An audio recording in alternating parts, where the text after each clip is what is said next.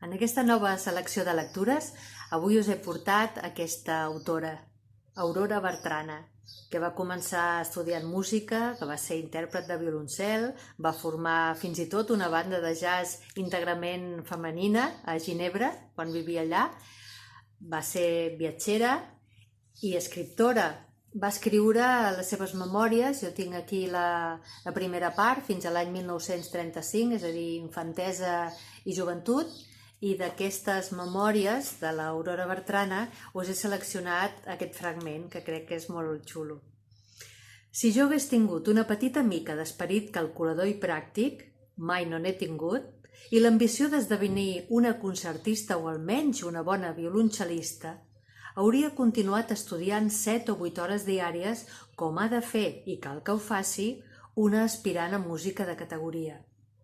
Fent-ho així, hauria demostrat tenir més seny. Però, en primer lloc, i gràcies a Déu, de seny no n'he tingut mai. I, en segon lloc, jo no sentia cap gran il·lusió d'arribar a concertista de violoncel. Jo hauria volgut ser escriptora i, per damunt de tot, novel·lista. En aquest cas, el seny no em servia de gran cosa perquè un novel·lista amb seny és una absurditat. Un novel·lista, home o dona, amb seny, prudència, discreció, esperit pràctic i mà esquerra, podrà escriure novel·les, editar-les, ser premiat en concursos i fins i tot llegit pel públic, però no serà mai un bon novel·lista. Jo tenia i tinc la convicció que el seny i tots els accessoris de tan preciosa qualitat són una nosa per viure.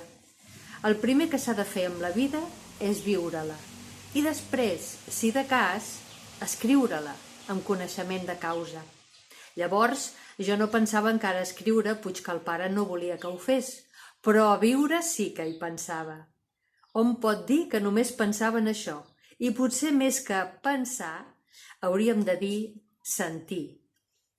Com que no tenia seny, en comptes de fugir de la família riquer que sense voler-ho ni sospitar-ho, m'apartava dels meus deures d'estudiant i em precipitava al més gran fracàs sentimental de la meva vida, m'hi vaig tirar de cap. M'hi vaig submergir com si ells fossin un mar tropical i jo un d'aquells peixos tornassolats i transparents que només viuen en aigües temperades.